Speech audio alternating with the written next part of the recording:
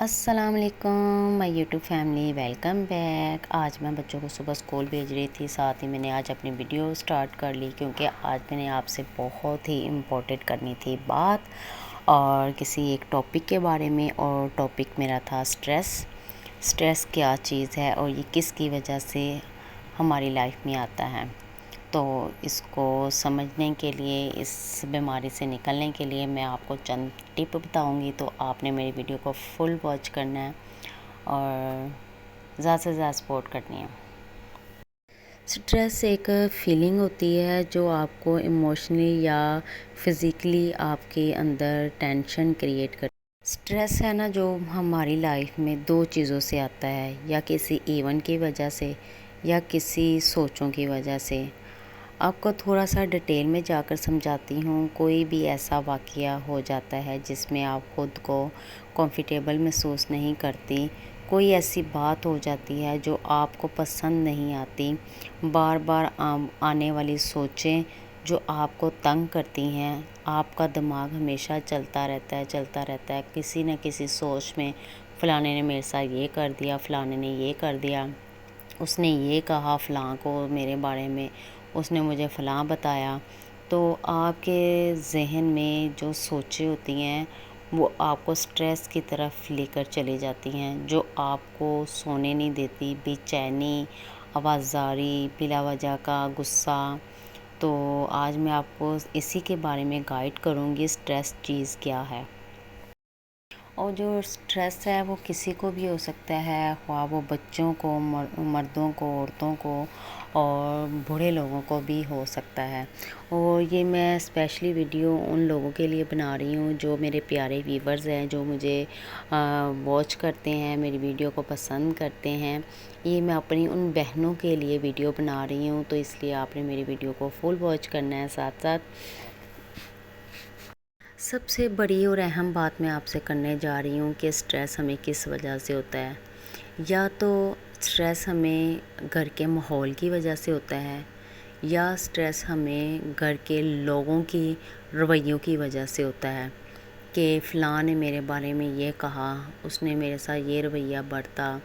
یا آپ کو کسی نہ کسی وجہ سے، مطلب گھر کے ماحول کی وجہ سے سٹریس رہتا ہے۔ کیونکہ آپ اگر کسی سے بہت مخلص ہو کر چلتے ہیں، وہ آپ سے نہیں چلتا، آپ کو پتہ چلتا ہے اس نے فلاں کو میرے بارے میں یہ کہا وہ کہا، تو آپ سارا دن انہی کی باتوں کو لے کر سوچتے رہتے ہیں، اور سوچ کے ایک آپ سٹریس کی طرف چلے جاتے ہیں، جو کہ ایک ڈپریشن کو بھی کہا جا سکتا ہے کہ ڈپریشن بہت ہی بری بیماری ہے۔ آہستہ آہستہ آپ سٹریس سے نکلتے جائیں گے اور ڈپریشن میں جاتے جائیں گے۔ تو میری پیاری بہنوں، اپنے آپ کو ان سوچوں سے نکالیں،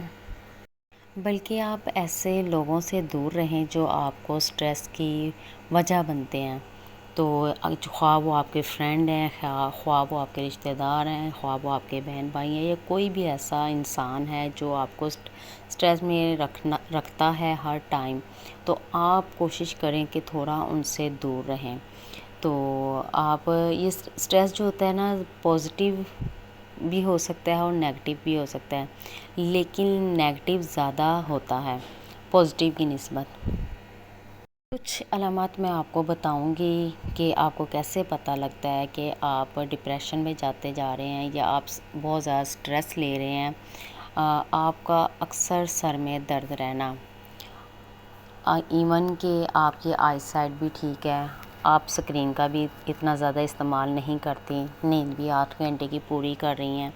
پھر بھی آپ کا سر درد ٹھیک نہیں ہوتا، اور آپ سر درد کے لیے کوئی نہ کوئی میڈیسن بھی کھا رہے ہیں، جیسے پیناڈول، پیراسیٹامول، لیکن کچھ وقت کے لیے آپ کی طبیعت چند گھنٹوں کے لیے ٹھیک ہوتی ہے، 2-3 گھنٹے کے لیے، اس کے بعد پھر آپ کا وہی حال ہو جاتا ہے، وہی طبیعت خراب، وہی سٹریس میں رہنا۔ تو ایک عام آدمی کے لیے 24 گھنٹوں میں سے 8 گھنٹے کی نیند لینا بہت ہی ضروری ہوتا ہے۔ اگر وہ 8 گھنٹے بھی نہیں سو رہا، اٹ مین آپ انسومنیا کا شکار یعنی نیند نہ آنے کا مرض، اور یہ مرض آپ کو سٹریس کی وجہ سے ہوتا ہے۔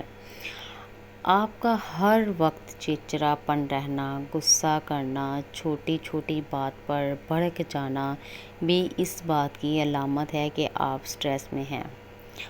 آسان چیزوں کو سمجھنے میں بہت زیادہ ٹائم لگا دینا، دل کی تکلیف ہونا، چھوٹی چھوٹی بات کو بھول جانا، بلا وجہ ضد کرنا، بلا وجہ آپ کے چہرے پہ ایکنی ہو جانا، کوئی نہ کوئی بیماری آپ کو، جیسے کہ ویٹ کا بڑھ جانا، آپ کھاتے جا رہے ہیں، آپ کھا کر ہٹے ہیں، پھر آپ کا دل کر رہا ہے، آپ کھاتے جا رہے ہیں اور بلا وجہ آپ کا ویٹ بڑھتا جا رہا ہے، آپ کا بلڈ پریشر بہت ہائی رہنا شروع ہو گیا ہے، یہ علامتیں ہیں آپ کے سٹریس کے شکار ہو چکے ہیں۔ آپ اس بیماری سے نکلیں، اور یہ کیسے نکلا جائے گا یہ میں بھی آپ کو بتاتی ہوں۔ ہمارے ہاں نا سٹریس کو بالکل بھی سیریس نہیں لیا جاتا، ہمارے معاشرے میں ان بیماریوں کو کچھ بھی نہیں سمجھا جاتا، بلکہ اگر کوئی عورت اپنے ہسبینڈ سے یا کسی سے بات بھی کرے نا کہ میں ڈپریشن میں جاتی جا رہی ہوں، میں سٹریس میں جاتی جا رہی ہوں اس باتوں کی وجہ سے، تو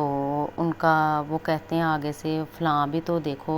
اسی کے ساتھ بھی تو یہ ہو رہا ہے، اور فلاں بندہ ہے اس کے ساتھ بھی تو یہ ہو رہا ہے، تو تم ہی تو نہیں ہوئی اس مسئلے میں، تو ایویں تم پریشان ہو رہی ہے، ایسا کچھ بھی نہیں ہے۔